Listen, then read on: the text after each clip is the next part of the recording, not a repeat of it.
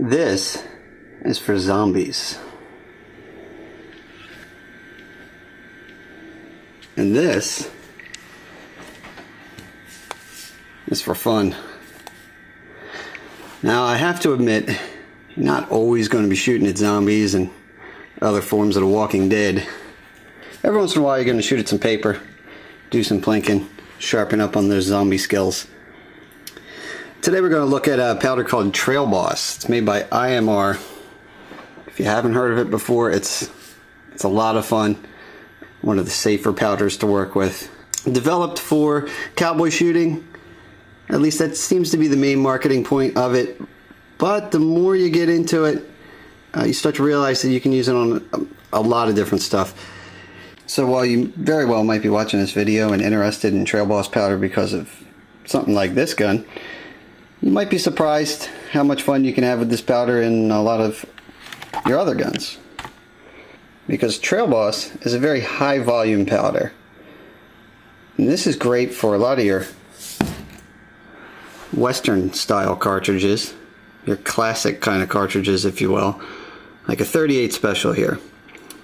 If you want to do a cowboy load with, well, probably not number 9, I use that for magnums, but maybe with some unique. You want to do a cowboy load with that, or let's just say a low recoil load. You'd probably put a tiny bit of powder in there, and compared to the space inside the case, your powder would be rolling all over the place in there. The cool thing about Trail Boss is, for the same load, it would fill up probably half the case. This way you get a nice even burn. The cool thing about it is that it's really hard, if not impossible, to overcharge, to double charge. I would imagine that for this 38 Special, you're not going to get a double charge in there. We'll even give that a shot later and see what happens. Now, let's take a look at what it looks like compared to something else popular. Bullseye powder, for instance. Happen to have some of that as well. And we'll just we'll pour some of this out into a little container and show you what that looks like.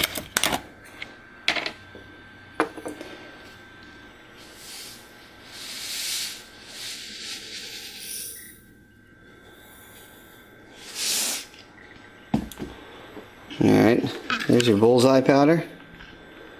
See those little granules in there? It's pretty similar to, hopefully we can focus on that. It's pretty similar to unique in powder shape. So there's that. And let's see what we got when we take a look at the Trail Boss powder. So got another tin for that.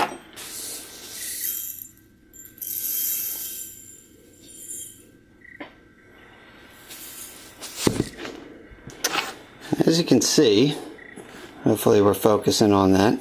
You might have to turn your resolution up to high def, go full 1080 to see this, but it's little donuts. And that's what kind of allows them to stretch that powder out to take up more of the case. Because you got a lot more surface area for the same amount of weight. Because of those little donut shapes. And just for a fact, I'm going to show you what 7 grains of bullseye powder looks like. Got our scale zeroed out over there. We're going to see what 7 grains looks like compared to 7 grains of our Cowboy Trail Boss powder. 3, 5, and there we go. Got 7 grains of that. So there's your 7 grains of bullseye. Looks like that.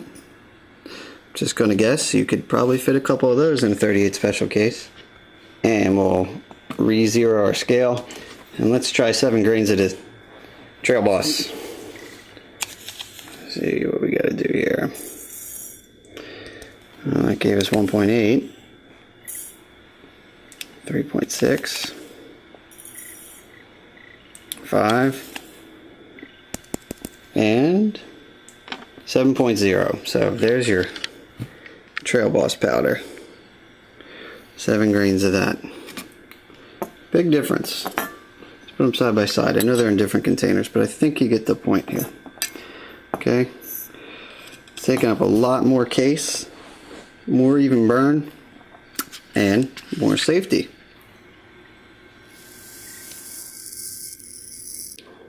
Now, according to the official manufacturer's load data, that there is a double load of bullseye powder sitting down there in the bottom.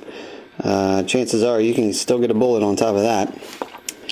And this here is a single max load, according to the manufacturer's data, of the Trail Boss.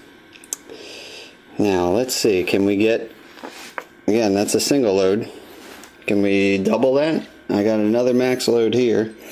Let's see.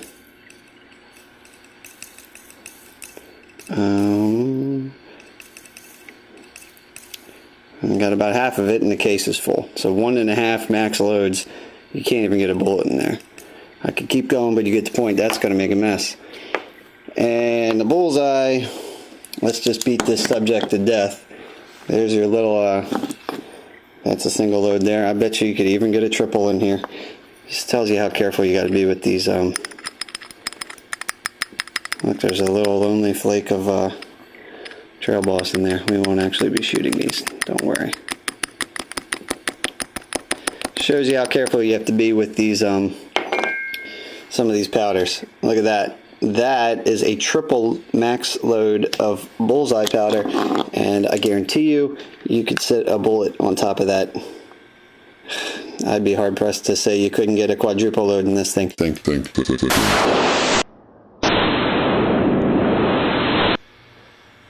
So syntax, you say. What is the god-awful point of all your rambling? Well, my point is that with Trail Boss, there's finally a powder out there that you can experiment with without blowing up your gun. Rounds and loads that perhaps there isn't a ton of published data for. You can have some fun, mess around, take your own risks. Like I always like to say, don't just listen to one idiot on the internet, do your cross-referencing. But if you decide to partake and you do a little research, you'll find that they have on the IMR website, they actually have published load data with official max and start loads for a lot of common handgun calibers. That's where I got my 38 special load from. But if you go under load data, and you'll see a drop down for reduced loads specific to Trail Boss, and I actually printed one out, and it's cool because they say that for rounds that they don't have published data for, now get a load of this, this is actually officially from them. The way to figure it out is to simply mark on your case where the bullet comes down to, fill the case to that line, dump it out, and measure it. That's your max load. Yes, that's your max load. Basically, as much as you can fit in the case with the bullet. You take 70% of that, multiplied times 0.7, and that's your starting load. So for weird rifle calibers, you know, you can play around and have fun. I will say you don't want to, like, alright, if you get something like that, like I did earlier, and you cram a bullet on there, then all bets are off because you're going to crush the little donuts and you're going to change the burning characteristics. And then you got basically a whole nother powder. That's bad, but as long as you're not crushing the bullet. I mean, I actually took some 7mm08, 708, whatever you want to call it. People get really mad when I pronounce the MM. I'm sure I'll get a couple comments in the bottom going, you know that means millimeter, right? No, I never knew that. Damn you metric system. But anyway, I took this deer round. I filled it up with, I did the trick I just told you, basically. I did back it off to a 70%, and I took it to the range. It sounded like, people were looking at me like I was shooting a silenced deer rifle. It was pretty fun. 0 recoil. Now at 100 yards, and I actually posted the video of it if you're really so inclined, but at 100 yards, I wasn't even hitting paper. I was lucky enough to pull one to the left, apparently. Imagine that. I'll blame it on wind and slow bullet speed. But anyway, I had one actually hit the post that was holding the target, and I could tell that there was a bullet drop of 12.5 inches, and I loaded it into a program on the computer, and it came out right to around 12.5, 13 inches of bullet drop. So obviously that low velocity is going to do some weird things, but I haven't had a chance yet to go back out, maybe jack this round up and just get a really quiet, low recoil, fun practice round for the deer rifle. Maybe good excuse to practice compensating your hold, pretend you're shooting at 500 yards when you're only shooting at 100. I don't know. We're talking about having fun here, non-practical stuff. I think it's really cool. Tried it in handguns. I got some videos out there already. I tried and failed to use it in my Taurus 740. Good luck with that. I think I had one that cycled it by accident one time, but that was fun. So, you know, if you got this powder, or if you don't, it's like 18 bucks for a pound of it. You know, go out and grab some, throw it in your loading machine, and you know, have some fun. And even if you're not making weird rounds, this stuff's really cool because, you know, I'm not advising that you act this way. You should always pay attention, but there is a certain peace of mind about, you know, when you're loading Trail Boss rounds up, you know you're not going to do anything that's going to destroy your gun. At worst, you're going to be like, oh, that one was a little harder. And again, always be careful when you're loading, but I'm just saying it's kind of cool to have a powder that you can play with without threat of losing an arm. Fun stuff.